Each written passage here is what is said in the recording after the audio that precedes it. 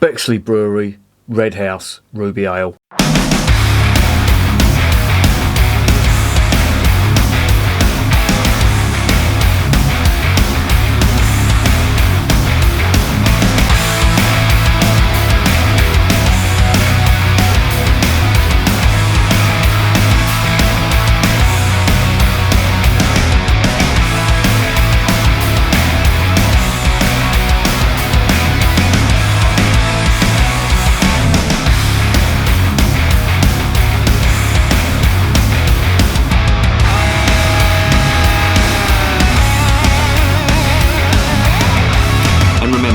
Life is too short to be drinking shitty beer.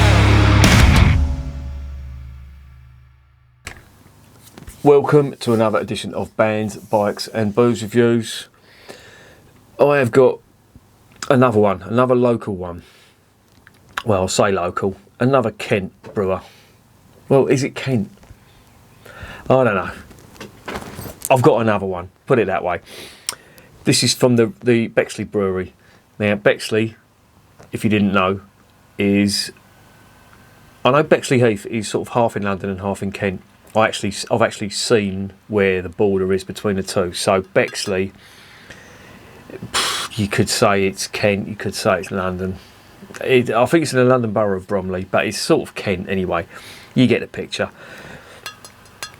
I got this from the bottle shop that I got the old dairy stuff in, and this stuff has been available on the cask in a couple of my local pubs. There's a pub called the Thirsty Pig in Maidstone, and that has this on cask every now and again. It's really good, really nice stuff, and they've got quite a range. They do traditional stuff and they do newer stuff as well. They use locally produced hops in their beers, and they also use newer world hops and Australian and New Zealand hops as well, so it's got a bit of everything in there. But as I say, I was out the other day. I went for an Indian and in a place called Staplehurst in Kent, and I noticed there was a sort of a bottle shop. It looked like a wine shop, and I was all ready to go into a rant about fucking shops. I was all ready to go into a rant about shops just selling wine, and then I thought, maybe they sell beer. So I walked in there. 3/4 of the shop was wine. I mean, it was like the devil walking into a fucking church. But on the right hand side, they had some beer. Now, where I first looked, they had a fridge and it was full of Fosters and fucking Stella and all the usual shite. And I thought, oh Christ, is this the best I can do? So I walked up a little bit further, and then it was like a fucking shining beacon full of locally produced beer, craft beer, and all round decent stuff. And I picked up quite a few locally brewed beers, and this was one of them. This is the Redhouse Ruby Ale. Now, I love Ruby Ale, I love Old Ale, that sort of stuff. If it's a choice, I know it's not the fashion, but I don't give a fuck. I mean, look at me, do I look like I'm fashion conscious? I know it's the fashion now to go for them extra hoppy beers and, you know, all the citrus and bitterness, the pine bitterness and stuff like that. But I still like my old style beers, my Ruby Ales, Old Ales, ESBs, Best Bitters, you know, proper English IPAs, etc.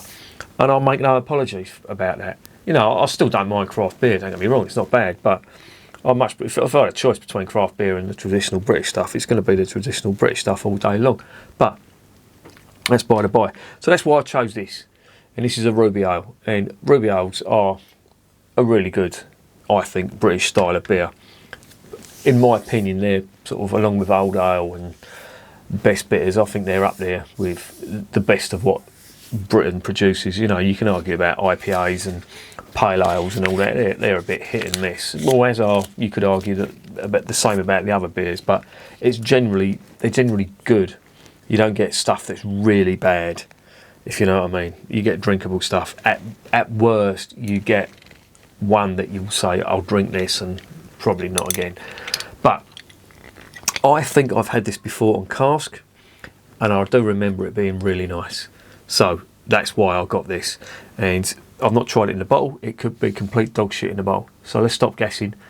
Let's get this open.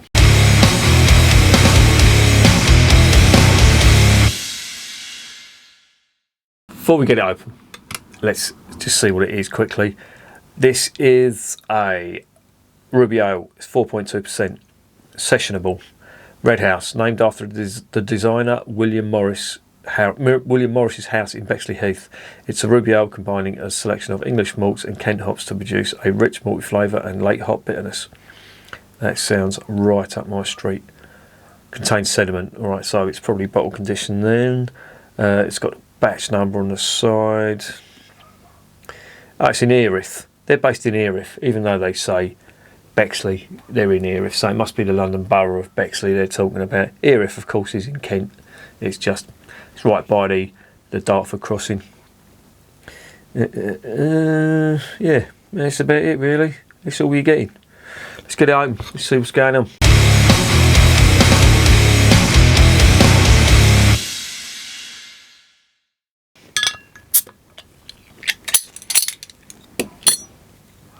Cap's just plain red. That'll go in the bin. Let's get it in the glass.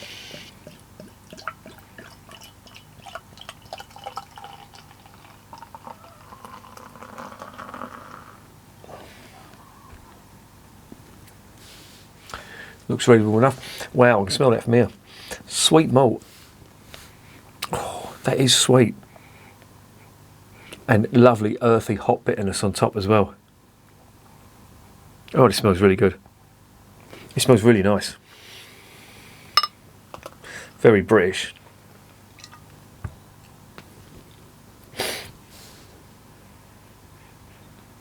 Yeah. Caramel malt. Sweet caramel malt. And hop bitterness. Earthy hop bitterness. Interesting. Just want to get it all in there. And here it is in the glass. Quite murky, chestnut colour. One finger, off-white head.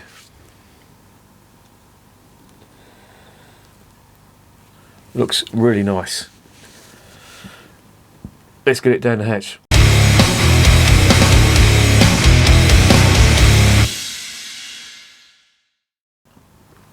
Cheers.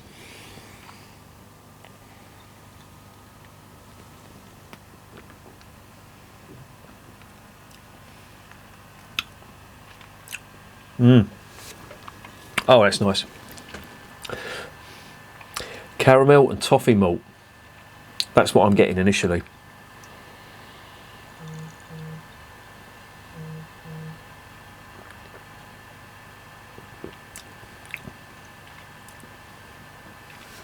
And as I say, there's the hop bitterness coming in on the finish. But it's more malty than anything else. And it's a cross between caramel and toffee malt. And then on the top, you've just got that nice layer of earthy,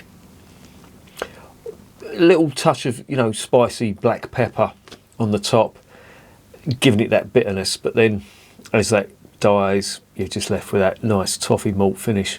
And it is, I think, how I remember it, I do remember the one that was on cask. I think it's the same, but it's called something different, and the ABV is less. I think it's 3.7 on cask. On the bottle, it's 4.2.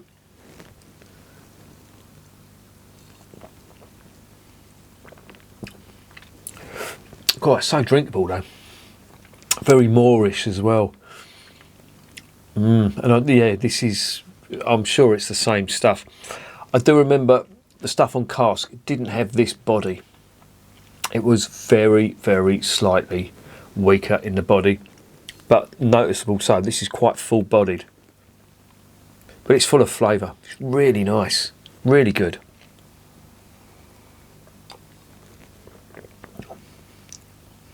Oh. And this is one of them ones, I call them creepers. You take your first mouthful and you think, that's nice.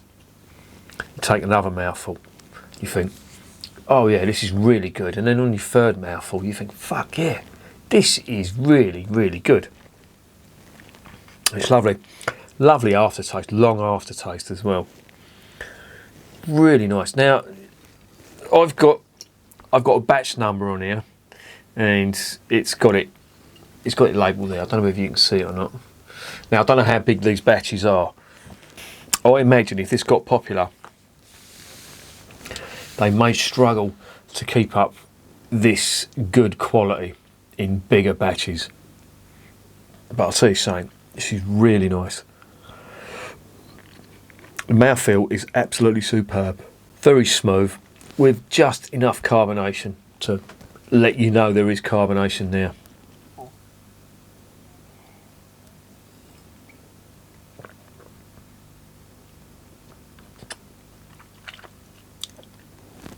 Oh, it's lovely. That's really good.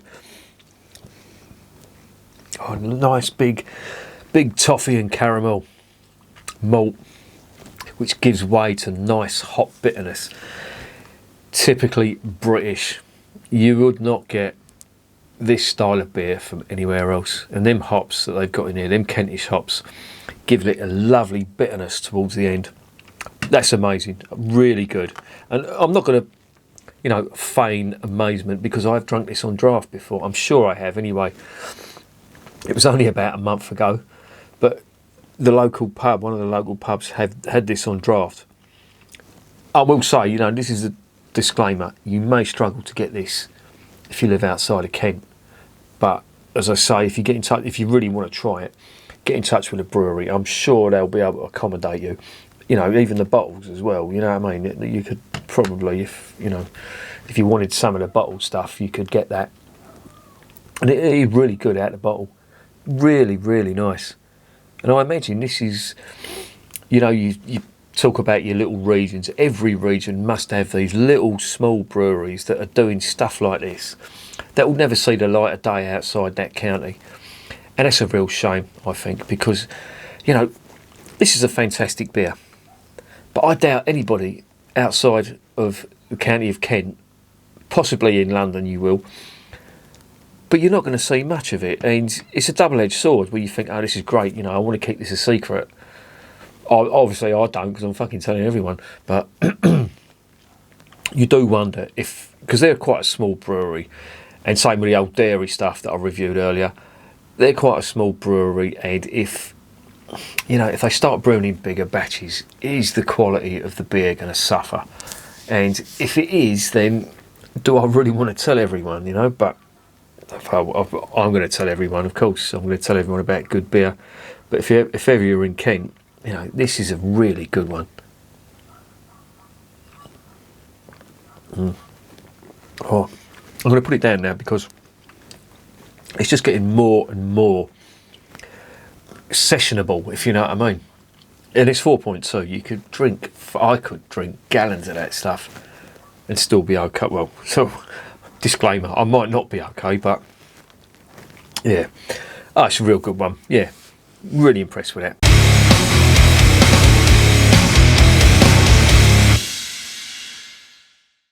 So what's the verdict on Bexley Brewery Redhouse? An absolute winner. And whenever I see that green parrot, because that is their trademark, whenever I see that on a pump clip or a cask, that green parrot trademark, I know there is going to be good beer inside it on cask. I had no idea what the bottle stuff was going to be like, but that is really good, I have to say. And that was under £2 a bottle. For me, I'm going to give that a 10 out of 10 because it is that good. And you may get other people trying that, your craft beer fans saying, oh yeah, it's nice, but it's, it tastes like an old man's beer. Why is he giving it 10 out of 10? As I say, and I'm going to keep hammering home this point, it is all about personal taste. This is my thing. Dark beer, dark, strong British ales are my favourite style of British beer. And, I make no apology for that. And that's why I bought this. And I think if you just dismiss that, I know of a couple of beer reviewers who just won't review British beer. They like this. They say it's boring. They'll do all the craft stuff and all that. They just won't do this. They say it's old man's beer, not really my thing. And I'm not going to slag them off. I feel sorry for them. They're losing out. because this, if you really do appreciate beer in all its styles, I doubt you could really take a dislike to this beer. I know I can't account for taste and all that, but I think if you know beer, then this is just a great beer. And it's, you can talk about your craft beers all day long. This is British tradition, or English tradition even more. But this is what we did for decades, and it was renowned around the world. The Yanks used to take the piss out of it, saying, "Oh, they drink warm beer." No, we don't drink warm beer. We drink beer at warmer temperatures, at cellar temperatures, because our beer is served in a cask or a keg. And you can say, "Oh, all I want is an ice cold beer," and all that. Yeah, it's fair enough if you're living in fucking Miami or somewhere, but you're not going to get any flavours from it. This is packed full of flavour. It's really nice, really good one. I'm going to give it a 10 out of 10. I have to, because if I didn't, I think I'd be doing a disservice to it.